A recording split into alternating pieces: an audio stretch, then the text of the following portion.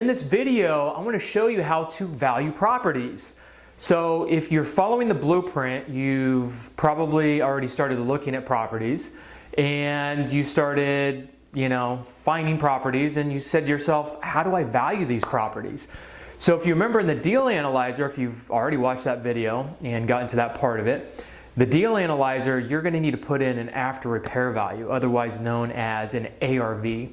So when someone says ARV, what they're saying is, what is the value after the property is repaired? Again, the after repair value. So in this video, I'm going to show you how to determine the after repair value. And if you remember in some of my other videos, I've talked about when my team puts a property under contract, they send me a simple email that has the deal analyzer, that has pictures of the property, and comparable sales. Those are the three main things that I need to analyze a property to say, what is this property worth? Is this worth proceeding or is it not?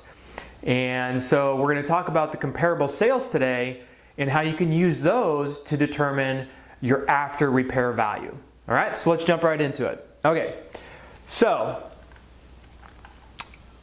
comparable sales rules. So there's some rules you need to follow when looking at comparable sales. And comparable sales are basically comparing the sales in the same area that are similar to your properties to be able to determine when you put it on the market what the property is going to sell for, okay?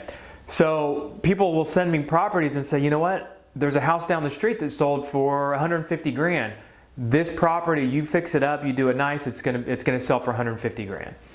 To me, I say, you know what, show me two additional sales that substantiate that price. Because when you go to sell the property, a appraiser for the bank for the borrower that's buying the property from you, the bank is going to require an appraisal. An appraisal uses three comparable sales to be able to substantiate the price on a property.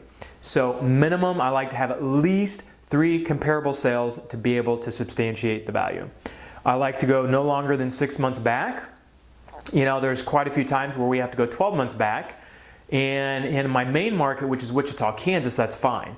Because the market throughout 15 years that I've been there has been pretty stable. So you go back a year, 2 years, 3 years, the sales are going to be pretty similar and hopefully have gone up just a little bit.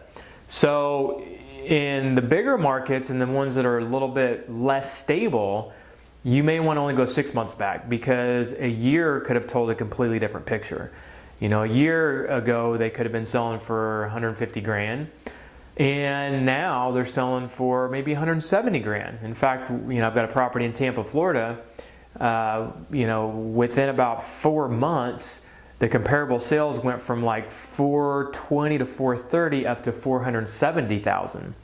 And so if we had gone further back than some of those additional or previous comps, we wouldn't have known the true value of the property. Now granted, we'd already bought it, that type of deal. So over the 4 months that we owned it, it went up. But when you put the property on the market, you're still going to need to pull new comparable sales. So when we do comparables and we value properties, we value it before we buy them. And then right before we put it on the market, we say, okay, has the market changed? Has anything changed? Is there maybe more competition? Is there less competition? Maybe we can ask some more. Maybe the properties that were hot on the market that look like they were in good condition sold. So maybe ours is the only one that's in good condition now that, really pops. So maybe we can ask more money for the property. So try not to go more than 6 months back. If you need to go 12 months, maybe 24 to 36 months if your market is really stable and you can't find any other comps. There's every once in a while we'll buy a property in an area where there's almost no sales, and it's because people move there and they just don't move out. And if they do, maybe the friend buys it, or it's a pocket listing or something like that where it's not in the MLS and we can't find or substantiate a sale. And the MLS is where we get 99% of our comps, our comparable sales. Every once in a while we may see a for sale by owner down the street and call on those and get some information on those, but 99% of the time we're going to get our comparables from the multiple listing service. And so if you can't find enough comps to substantiate, to have three comps to substantiate it, go a little bit further back, but I try not to recommend that unless you're in a really stable market. You want it to be in the same area, so half mile to a mile. Most appraisers use a mile, up to a mile. They like to stay typically within half a mile. So, make sure that even if you're in that radius, that an intersection or a street, a main street, doesn't change the game. There's a lot of markets in the US where you go over even a street or two and it can change. And for me, if it goes across the street, I want to make sure that those or across a main street, those markets are very similar. Those areas are very similar. Similar houses, similar sizes, similar architectures. If you go across the street and it's a completely different neighborhood, but the comps are similar to yours, I don't know if I'm real comfortable using those. If that's the only thing I can use and I have a pretty good gut feel for that area, then I may use those, but chances are I'm going to want something that's on the same side of the main street so that I know it's the exact same area. Okay? So don't go more than a mile out. You want to have similar bedrooms. You can go plus or minus one. If it's a 3-bedroom, I suggest trying to find 3 bedrooms. If you can't find 3 bedrooms, go up to 4 or go down to 2. And you'll be able to see some price variations, and we'll go over that here in a little bit, between the different bedrooms. And same thing with bathrooms. You want to make sure that you stay plus or minus 1 on the bathrooms. You can compare a 2-bathroom to a 1-bathroom. You can compare a 2-bathroom to a 3-bathroom potentially and adjust for that. A typical bathroom in most of the areas that I deal with usually has about a $5,000 to $10,000 variation. In some bigger markets and some higher price points, it may be more than that, maybe $20,000. You just have to look at your comparable sales to see what the differences are in your bedrooms and your bathrooms. Now, don't ever compare a 3-bathroom to a 1-bathroom. That just doesn't make sense. That's just way too big of a variation. So try and stay plus or minus 1 on bedrooms and bathrooms. You want similar condition. There's a time when there were just a ton of foreclosures on the market a few years ago, and we would buy a house and a lot of the comparable sales were foreclosures, and I knew that I couldn't compare my property to those. And so luckily I was able to find enough comps to be able to substantiate a higher price. So foreclosures may be going for $100,000, where properties that are in really good condition may be going for $130,000 or $150,000. And so, typically foreclosures aren't in as good a shape as our properties. I mean, 99% of the time they're not. And so we need to make sure we look at make sure we have the same condition of property. Some people will say, well, hey, my house is worth, $120,000 right now. The one down the street they're asking $120,000. Well, one, they haven't sold the property yet, is typically what I tell the seller. And 2, sometimes their property's in way better condition. They have nice hardwood floors, it's updated. There's many different things that come into play with the condition of the property. And so if I'm looking at a property and you got something that's outdated, let's say $150,000 is what the house could be worth if it's in really good shape. An outdated house may drop it 20 to 30 grand. And then, it having a bad roof and falling gutters and overgrown landscaping, which are the typical properties that we buy, that's going to decrease the value even more. So make sure you're comparing apples to apples, because if you go and you renovate a property and it's not as nice as the one that's 150 and you use that comparable sale, and you get 140, that's going to throw off your numbers quite a bit. So make sure it's a similar condition. And then there's basements, like in Kansas, we have basements and other amenities. So if you have a swimming pool, you may want to make sure that you adjust for that. If it's got a sport court, if there's different things that add value to the property, then you need to take in consideration. So I just call those extra amenities, okay? And only use active properties that are on the market for sale, if there are no sales. Now I talked about here, you can go 6 months back and a little bit further if you can't find any sales. And if you go further back and you can't find any sales, if you find some active properties, you need to be cautious about that, but you could potentially use those. If you've got no sales really in the last 3 years, but you have 5 properties that pop up that are similar to yours that are about $150,000, then you may be able to use those if you know the market well enough. So be very cautious of that. You know, if I can find 1 to 2 comparable sales, solid sales in the MLS, and I can't find that third one that I really want, and there's additional actives in that area, you know, maybe at least 2 or 3 actives that show that that price is about what the house is worth, then I'll use those. But again, be very cautious, know your market, or if you know your market, then you can do that, but don't look at just the active properties that are on the market, because you know they may be asking $150,000 for that house, but who says they're going to get that, right? Okay, so some other things that determine value. We talked about the area. That's the main thing is you want to make sure you concentrate on is being in the same area. Bedrooms and bathrooms we talked about. Garage and basement. You know, garages in the areas we do business, they add about 5 or 10 grand. Bedrooms, bathrooms, and garage are pretty similar. They add about 5 to 10 grand.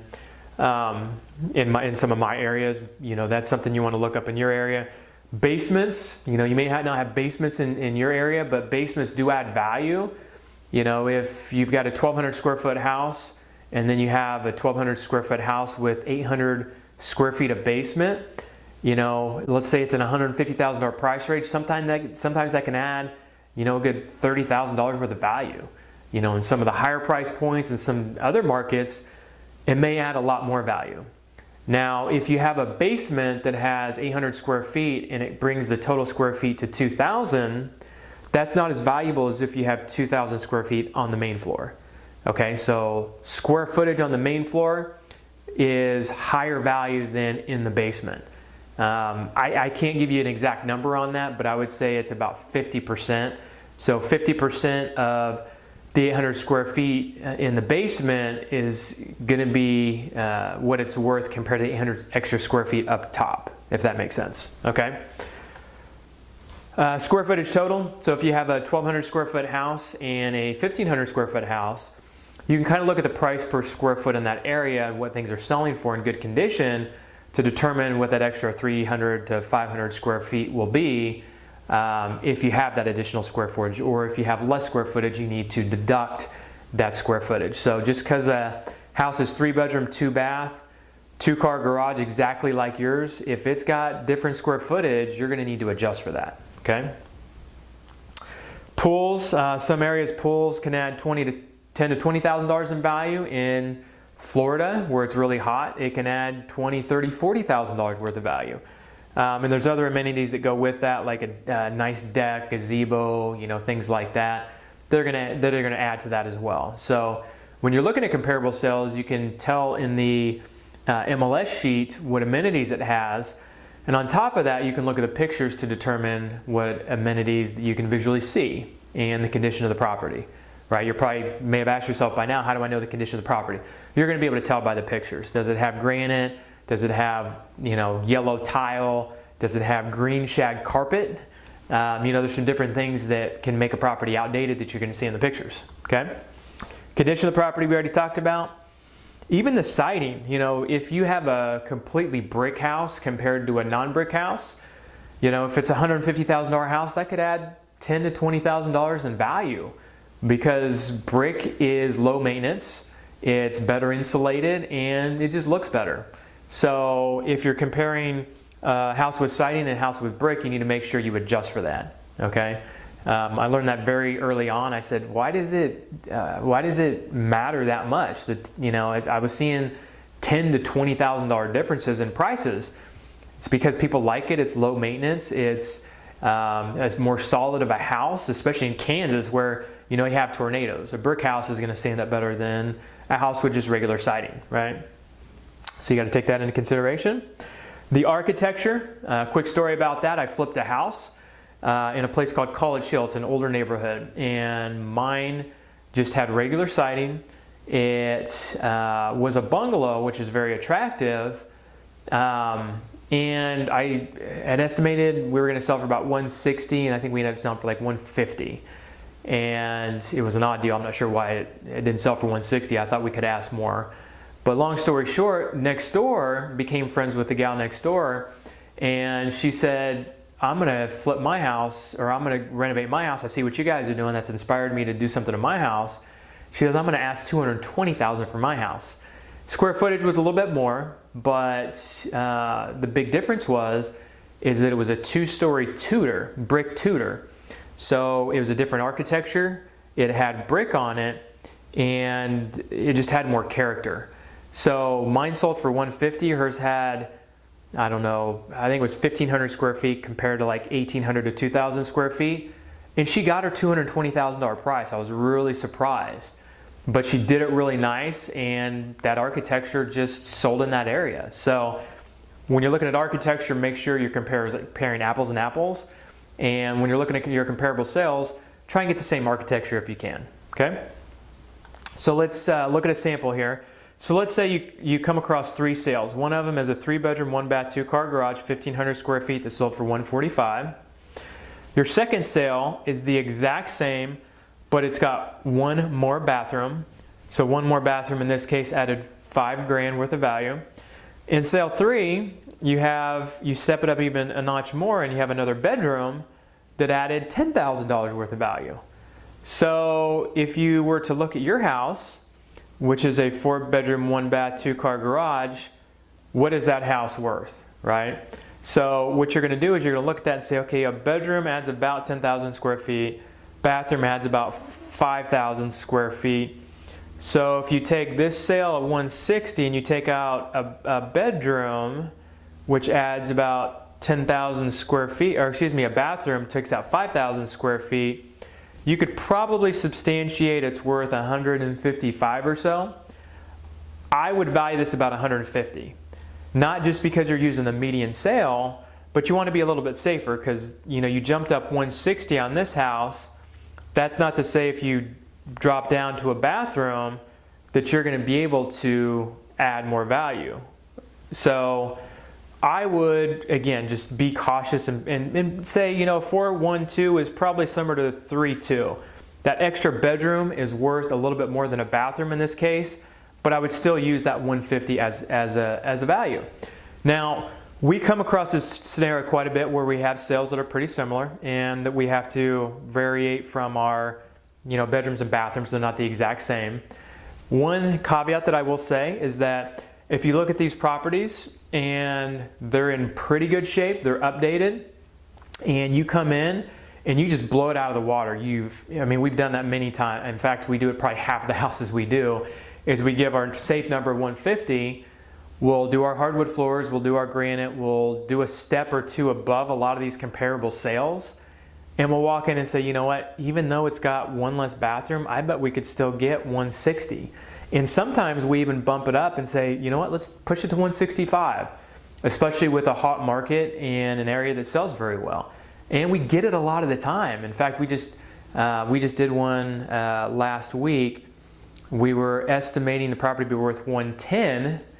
We blew it out of the water. Just this property was phenomenal, unique, and we bumped it up to 125, $15,000 above what we originally estimated, and it sold for over asking price. We had multiple offers over asking price. So my point is that you need to be able to substantiate your sales or substantiate your price with your sales, and use a safe number. And you know what? If you end up blowing it out of the water and you make an extra 15 grand, great.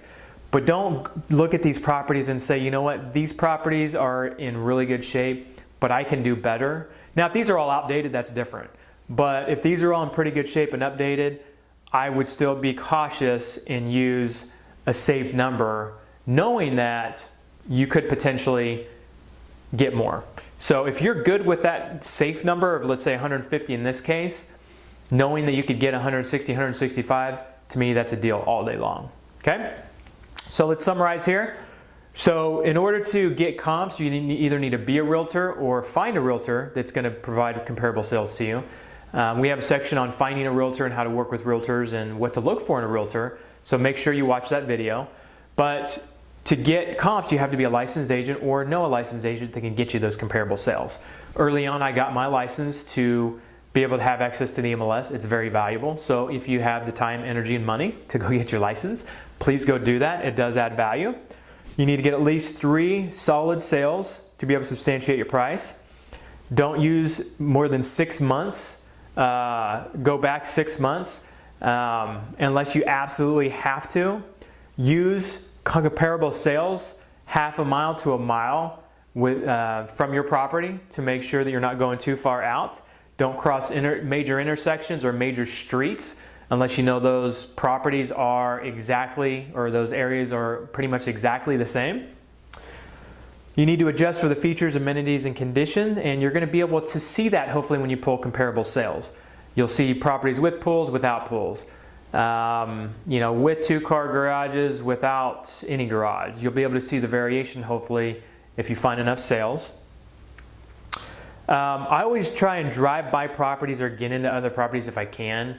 Even for sale by owners, especially if you can't find any comparable sales, drive around the area, see if you can find some for sale by owners, and maybe some of those active properties. If you're seeing a lot of active properties that are for sale by owner that are around 150 grand, I keep using that number just for simplicity, but around 150 grand, then you can better substantiate your price. But at the same time, if there's a lot of them for sale for 150 grand, but a lot of them are outdated, and you've seen a couple of them sell for about 150 grand, you may know that you can get 160, 170 by doing those extra finishes that we teach you how to do, okay? So that is how to value properties. Again, just be conservative with your numbers. That's one of the biggest things that investors do. Mistakes that investors make is not valuing properties correctly.